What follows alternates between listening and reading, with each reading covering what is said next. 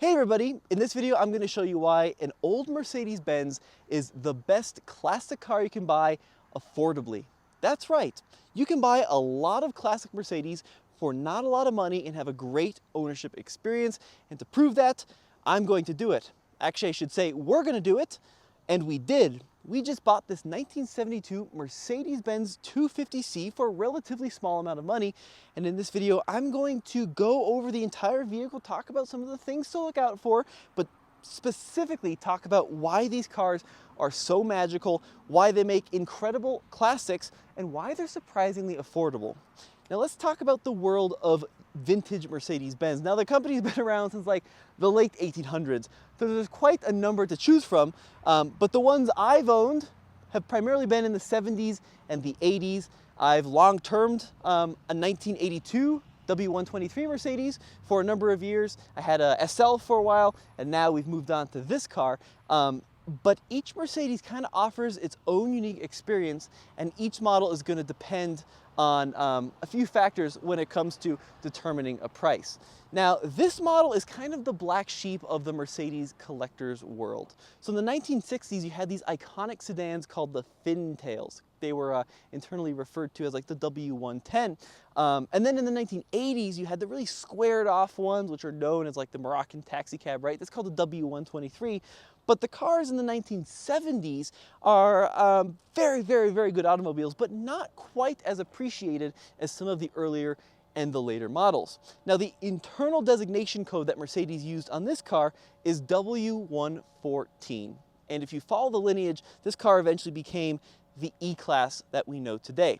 Now, we bought this exact model for $12,000. And you get a lot of car for your money in this world of W114s, because this car has had just 2 owners over its entire life, full service history dating back to 1972. It's got practically no rust, very little wrong with it, and this is a car you could daily drive if you wanted to. This is a car that's great for taking the family out on the weekends, and they're just chocked full of really cool features. Now, I want to show you something pretty cool. One of the pieces of records that came with this car was from the original owner. She actually went out and bought all the magazines that reviewed her car brand new in 1970, and this one is a Road and Track, January 1970, and these are beautifully written, by the way. I strive one day to be able to review a car in as much detail and as much precision as Road and Track did back in the day. It's just a beautiful piece of literature. But what I want to point out actually is in the rear here. So nowadays people give Mercedes-Benz a lot of grief for their badging, right? So like you'll see a GLC 300, which will have a 2-liter engine. And people think, you know, back in my day, that number used to mean something, right? That number specifically indicated the displacement of the engine.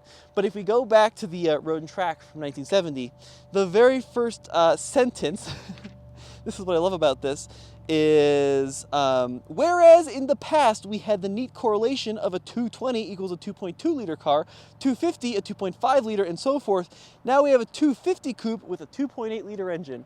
So even back in 1970, they were complaining that the badging on the back of these cars did not equate to the engine under the hood. But the badging does indicate some stuff we can learn about the old Mercedes-Benz that it's applied to. So for the most part, the larger the number, the larger the engine. And then the number after it kind of indicates a couple of things. So here in the States, you could get this as a sedan and a coupe. This model is a coupe. They're far more rare, but they're designated by the C. You could also get it in gasoline and diesel engines. So a lot of these were diesel sedans, and that would be indicated by a D after the number. And then the other thing that would indicate is whether or not this engine had fuel injection. So for example, if there was an E after the C, it would indicate that this was a fuel-injected engine. So let's kind of decipher what we're looking at. So an engine somewhere around 2.5 liters. C means it's a coupe. No E means that it's carbureted. So a little bit of a history lesson there for you. And that's exactly what we'll find under the hood, actually, is an inline 6-cylinder engine with a set of carburetors. Now, there were 2 primary models of the coupe sold here in the US. There was a 250 and the 280, but funny enough, they both used 2.8 liter inline 6 engines, but they were completely different engines, completely different. So this one comes equipped with an engine they call the M130. M130. And there you can see it, inline 6-cylinder. Now this is the very last of the old school inline 6 Mercedes engines that date back to the 1950s. This is what they called a mid-6. And then if you got the 280C, you would have had a much, much, much more modern engine called the M110. Now the M110 and the M130 are both 2.8 liters. They're both straight 6s, but they share almost nothing in common. So this engine is a very old architecture, but it's a very extremely durable unit. And that's one of the things I wanted to focus on when talking about affordability on keeping these cars on the road. Now Mercedes, of course, has a very big reputation of being expensive, right? Parts are expensive, labor is expensive. And you know, modern Mercedes certainly from the early 2000s have a pretty bad reputation of unreliability, but this was an entirely different era of Mercedes-Benz. What you paid for when you got a Mercedes in the 70s was not the most numbers of features, because this car, compared to like a 70s Cadillac, way behind on features. No cruise control, it's got no power seats, it has no power mirrors even. It doesn't even have a passenger side mirror. So features-wise, Mercedes was way below a lot of luxury offerings, but what you paid for was durability, quality, and reliability. And that is a big paradigm shift that you have to get your head around. These old cars, especially the old Mercedes cars, were designed to be reliable and extremely durable. And the M130 engine is a great example of that. Now, horsepower rating, not that much. I want to say it was like 136, somewhere in that territory. But they last an extremely long time because they're extremely overbuilt. Now, this car does have a dual carbs on it. I believe originally it would have had dual Solex carbs. That's been converted to dual Webers. The previous owner has done some work on this car to both modernize it, make it more usable, but also some questionable things that he did as well. So you'll notice, for example, the air conditioning system has been removed on this model, and I've got all the parts, but we just got to put it back together. Now, this is not uncommon on these old Mercedes-Benz. They fail, they can be expensive to fix, but another reason that people remove these is that the engine bay is pretty short, the engine's very long, and when you've got those additional components strung to the front of the engine, it's very hard to do like a belt service on the front of these, because look how close the radiator is to the fan to the front of the engine. So a lot of this is very tight packed. So that's a common reason people remove those things. But overall, a very simplistic piece of engineering. Parts are fairly gettable. They can be a little tricky. They use this engine for a ton of years, so availability is there. It's just finding the right supplier and the right source to get what you need to find. Now, if you don't want a gasoline engine, one of the cool things about this platform is that they were known for their durable diesel engines. And they range from like a 200 diesel here in the States all the way up to a 300 diesel. So 2 liter up to like 3 liter-ish. Now, one thing to know about the diesels, they will last till the end of time. They are unkillable practically unkillable, but they are also incredibly clattery and biblically slow. Biblically, like a 200 diesel in this car maybe was pushing 60 horsepower brand new. Maybe 60 horsepower. Top speed, you'd be lucky to hit 60 miles an hour up here in Colorado with the elevation. So those really keep worth noting in mind is they are going to be more reliable than the gas models, but also far kind of less drivable if you are into driving fast. Now, for those of you wondering, tell me about the V8s. Let's hear about the V8s. No V8s in this car. They never sold them in this chassis. Now, visually, this is another confusing thing. This car looks identical to the S-Class. So it looks basically the same as the bigger version of this from the same era, but they didn't offer the V8s in this car. Now, coming along the side, the coupe has a lower roof line than the standard sedan, and of course it has 2 doors, but the big party trick on the coupe, which I will now demonstrate, the pillarless design. Kind of forward thinking by Mercedes-Benz. So you put down the windows, front and rear. They're a little slow, they're 50 years old. Give them a sec, there they go. And now you've got this really unique open-aired cockpit where there is no B-pillar. And from the right angle, it's an absolutely stunning design. Now, is this car as beautiful as like an SL of the same era, like a Pagoda SL? Absolutely not. But a Pagoda SL now is a good one's going to run you probably $70,000, $80,000, where a good one of these, like this one, 12 to like 15 grand. But my favorite angle, Cole, if you want to kind of circle around here, is the way the body line flows into this large C-pillar and then folds down toward the rear of the vehicle with this crisp character line. This is just a beautiful piece of engineering. I love the way they did this.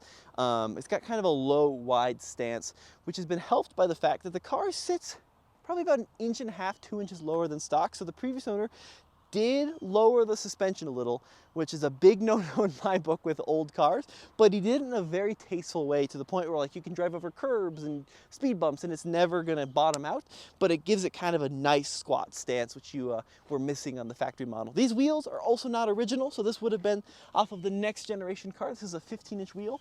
Originally, this would have had a 14-inch wheel with a color-matched hubcap. Those are actually located in Seattle, Washington. If we wanted to go pick those up, we could.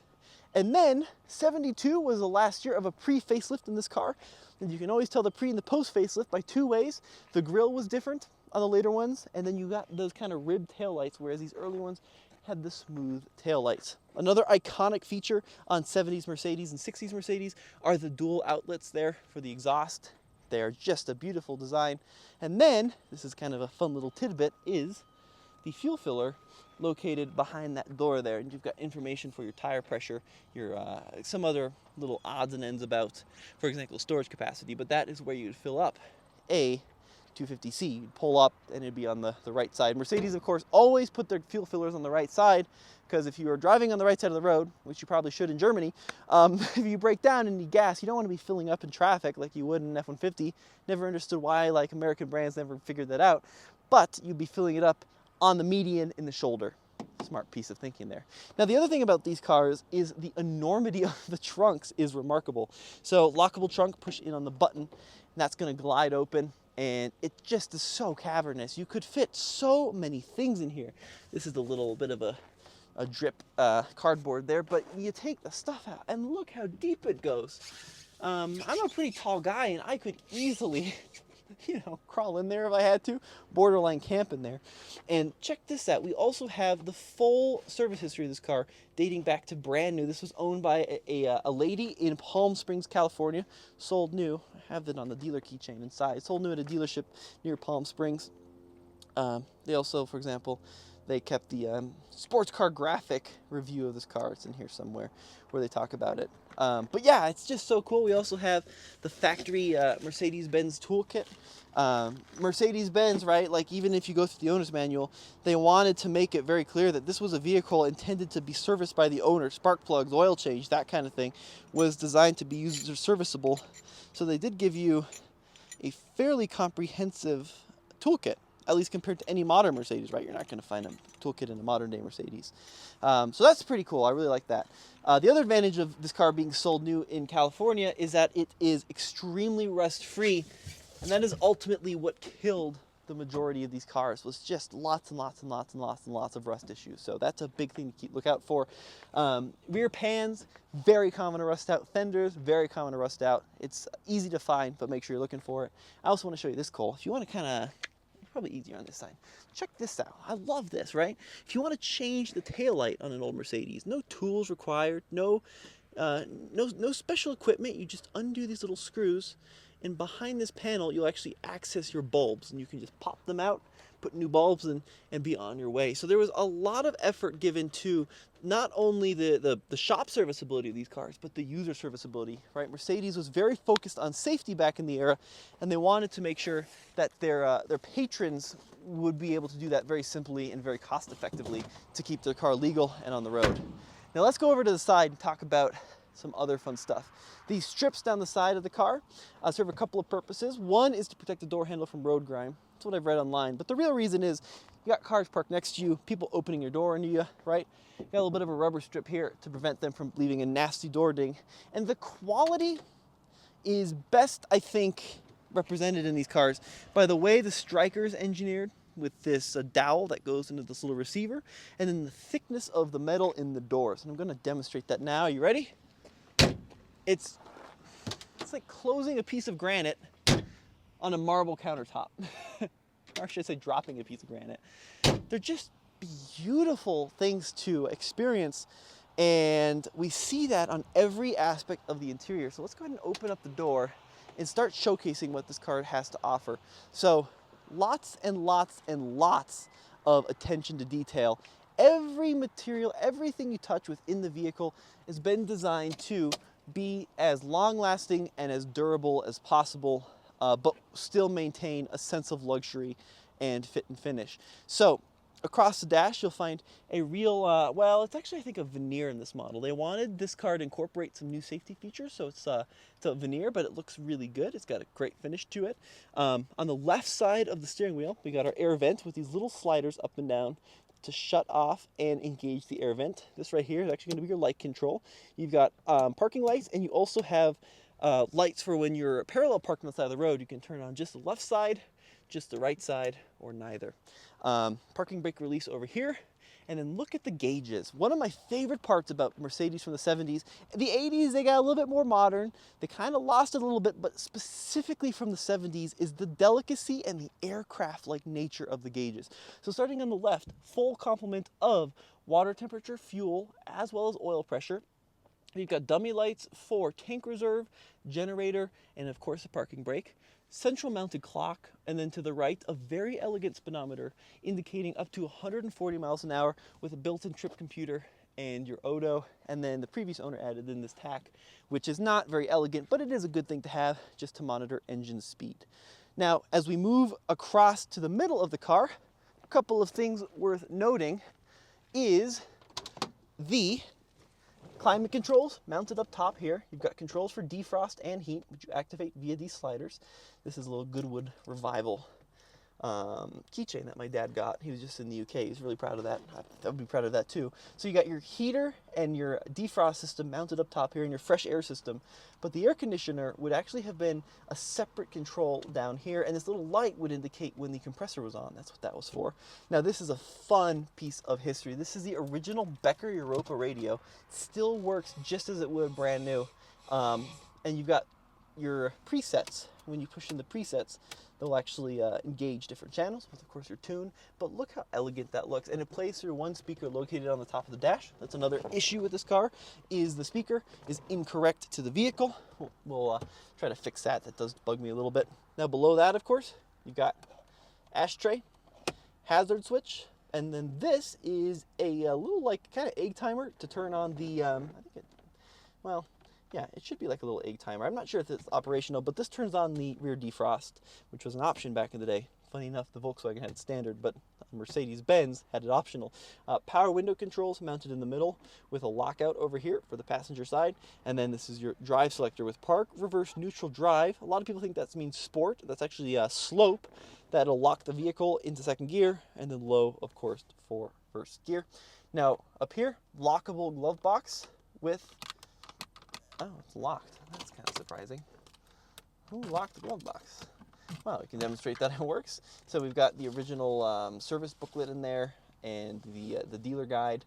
And then this is a cheat sheet to use the heater and defrost controls because they are surprisingly confusing. It was not very well thought out. And then over here, we do have our another vent with our little closed flap there.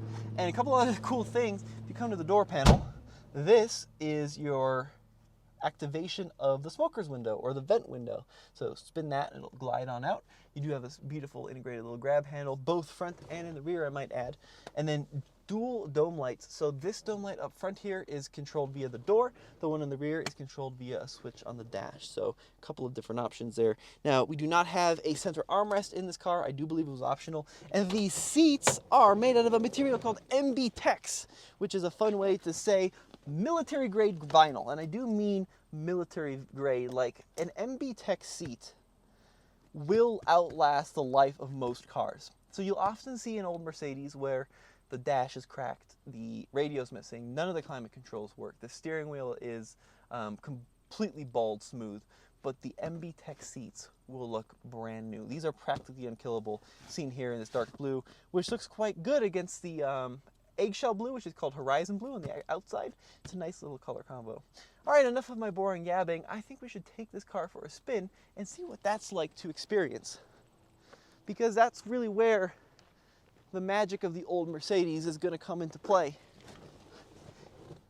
Now, you did have a couple of, as we've talked about, different engine options. You could get these cars with fuel injection, which is great when it works, but it's very expensive when it goes wrong. Or you can get it with carburetors, which can be a little bit more finicky, right? You know, it's hot outside.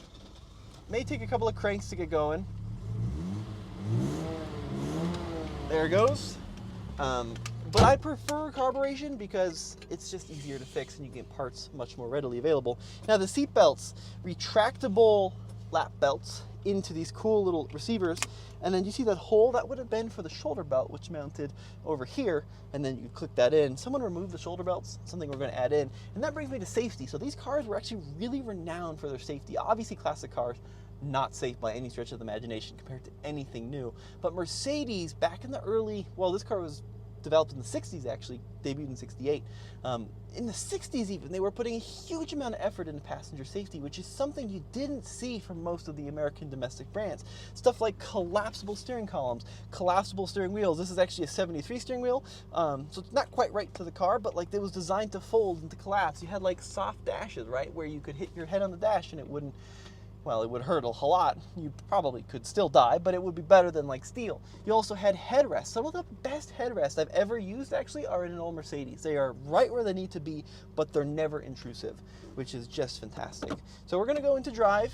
Engine's running well, it's nice and warmed up. And we'll talk about some of the quirks about driving an old Mercedes, because there's a couple of things which are a little odd compared to a new car. Now, the first thing is the transmission. 4-speed automatic transmission, but the final drive gearing on the W114 is remarkably short. So when you're going 55 miles an hour, it feels like you need another 2 gears because it's spinning close to 3,000 RPM. 75 miles an hour, it's going to be spinning a lot more than that. So something to definitely keep in mind. Other thing too is these cars are very eager to get into second gear. So first gear will often shift by like 4 or 5 miles an hour. It's a, as I understand, it's a design feature, but it's very eager to get out of first gear in a second. Let's go ahead and merge onto the main road here. We'll let that 6-cylinder sing a little bit. Okay, we'll go full throttle. There you can see the tachometer increasing. There's 45, 50, 55 there. So I did let off a little bit prematurely. Now, it's not a performance car. One of the big complaints actually of the initial reviews of the 250C was 0 to 60 was like 11 and a half, 12 seconds, right? It was pretty slow even for the 70s. So it's not a car that's going to be a straight line performer. It's definitely more of a cruiser, but it is a great cruiser. This engine, once you get it into its happy zone, which is like 2,500 RPM, will just buttery smooth cruise you anywhere on the planet at that consistent speed. I'm going to turn right here, show you something cool. I want to shoot out the windshield. You see that beige car right there? That beige sedan? So that is actually the next generation after this car. That was the 123. That's the car that I owned for a good long time. Great cars as well, fantastic. A little bit newer, a little bit less exotic in some ways, but just fantastic. Anyways, back to the driving experience. Enormous steering wheel, surprisingly heavy steering, but very precise. It's not fast. The steering ratio is very slow. You have to turn the wheel a lot, but it does give you a very direct experience as to control the vehicle. Not a lot of road feel, but you turn the wheel and you know that there's not going to be any slop. Very little slop in the steering of this car, which was once again pretty unusual for a luxury car from the 70s where a Cadillac would be like, I mean, you do that and the car wouldn't move at all. Brakes, 4-wheel disc brakes, power brakes, they work great. And the ride is very smooth. It's not floaty, never floaty. It never gives you more up and down motion than it needs to, but it's very content at ironing out bumps, and it's extremely positive, good feeling ride. Now these cars, if you push them, I mean, you can drive them kind of sort of quick.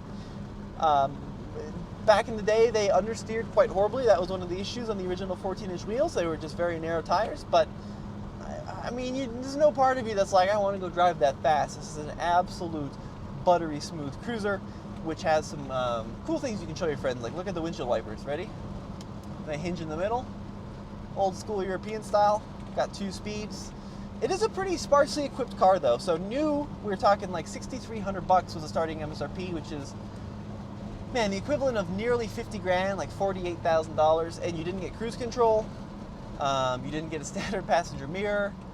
You didn't get standard defrost. You didn't get standard leather, right? You got basically vinyl, no matter how much they wanted to call it leather. I mean, it's MB Texas vinyl. They had a leather option on top of it. This one doesn't have a sunroof. So you paid a lot of money for a Mercedes back in the day, but you weren't paying for features, which is so different from today. You were paying for the quality that was associated with the 3-pointed star on the hood. You were paying for 100,000 miles of relatively problem-free running, which is very unusual for 1972.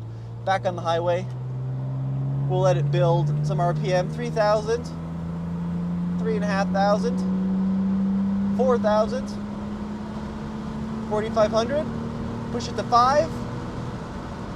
Nice, red line is right around 6,500, I want to say.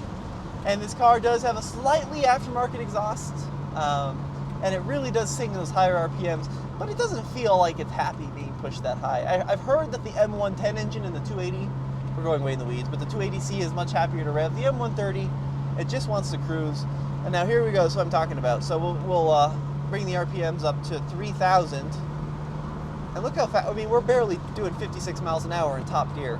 So if you're looking for a car to cruise down the highway at 75, this is probably not the best choice for you. But if you want a great car that is a relatively safe classic with seatbelts, headrests, that you could take your kid to the ice cream shop in, right?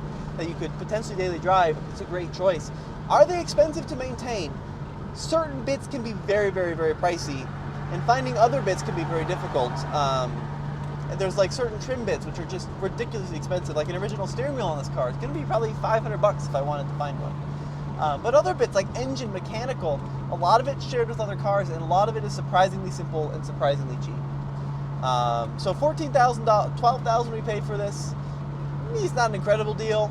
You can get sedans for a lot cheaper, but considering like 12 grand wouldn't even get you a roached Mustang anymore, 65, right? You'd be looking at a pretty bad Mustang for 12 grand. To get a rust-free, beautifully running and driving Mercedes for that price, it's a pretty good deal. Well, let me know what you guys think in the comments below. This has been a really fun video to make. I think Cole's sick of holding the camera, but we'll see you in the next episode.